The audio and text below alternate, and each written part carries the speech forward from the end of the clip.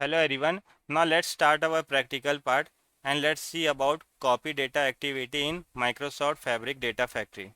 Copy data activity is one of the most commonly used and essential activity. It enables you to ingest and move a data from source to a destination. Let's take one example.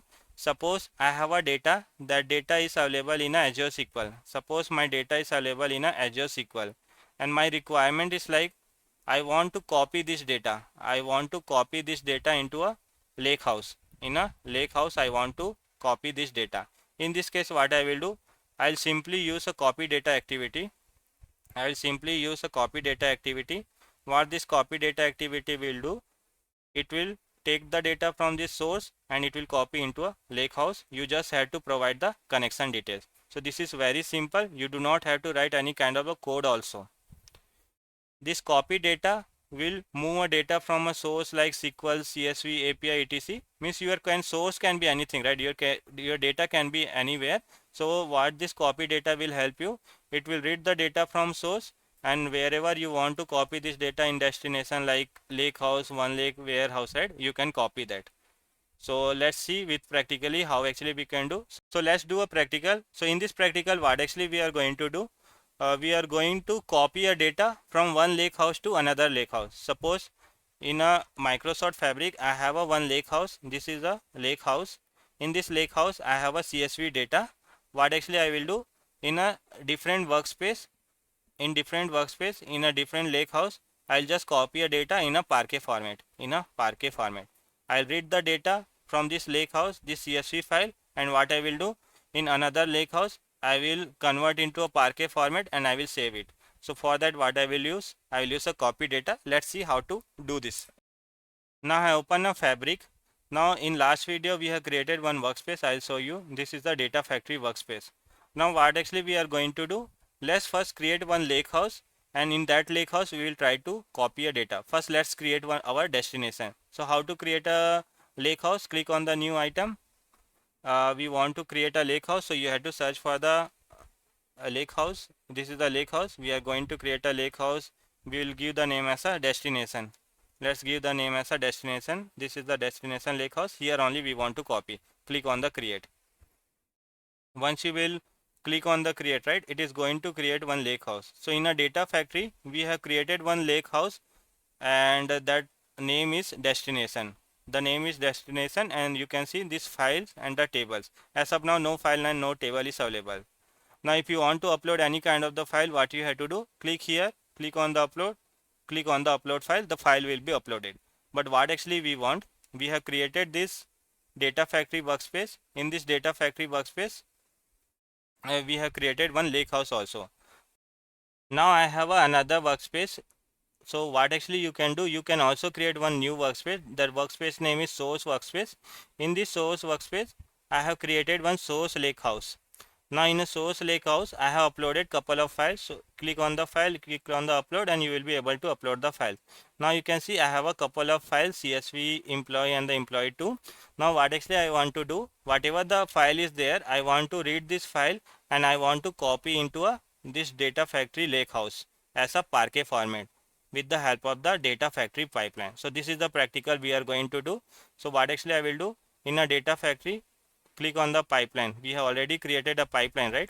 Click on the pipeline. This is a Fabric Data Factory workspace. Now we are going to perform a copy data activity. So click on the activity, click on the copy data. We are going to perform a copy data. Click on the add to canvas. Once you will do this, now in a general option you can give any name. If you want to give any name, specific name to the copy data, you can give from here.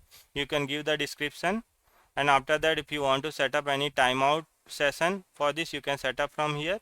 If you want to retry, if any failure is happening, you can set up from here.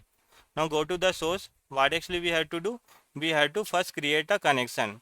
Now because our data is available in a lake house, right?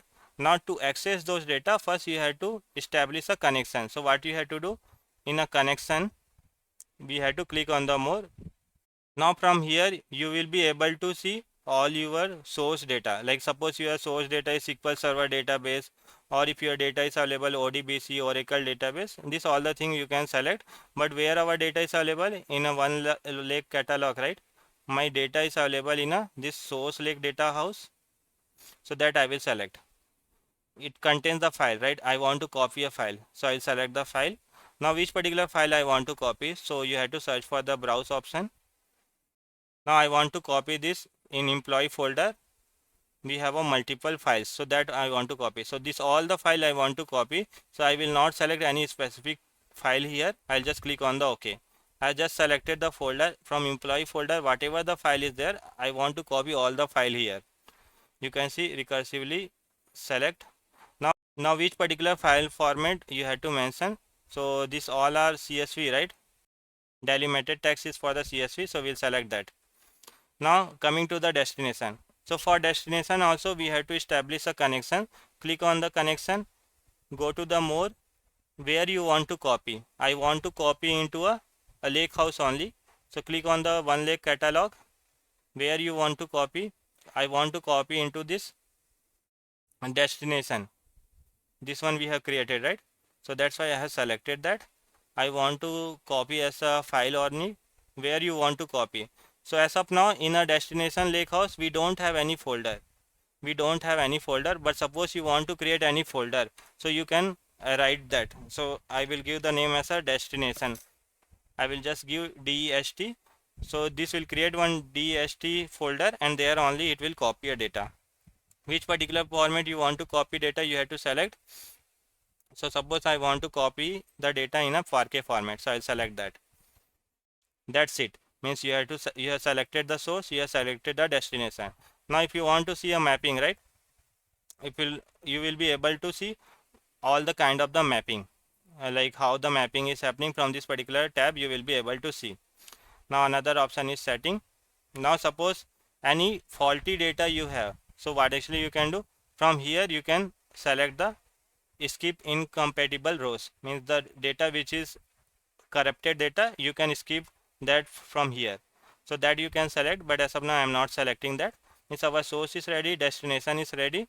Now let's try to do a validate. So go to the home option, we have a validate, right? So click on the validate. You can see it's validated, no issue. After that what you have to do, you can save this, click on the save. Once you will save, right, you can run that. Click on the run. Now your pipeline will start running. What actually it will do, it will take a data from a source Lakehouse as a CSV file, it will take, and it will copy into a destination Lakehouse as in the form of the Parquet. So that is the thing we are doing. So you can see it is succeed now. Now to check it whether the data got copied or not, what you have to do, go to the workspace. In a data factory we have created a destination Lakehouse, right? Go to the destination Lakehouse. Previously no file and folder was here. So if I'll click here, you have to just refresh it. Click on the refresh. Now you can see in a file we have a destination folder. Now in the destination folder, if I show you, click on this, you can see all the department.parquet, employee.parquet, employee2.parquet. This file is available here. Means we have copied data from source to the destination. In next video what actually we'll do, we'll try to take external sources like Azure SQL DB and all, and from there we will try to copy a data and we'll try to perform the same operation. I hope you got the idea.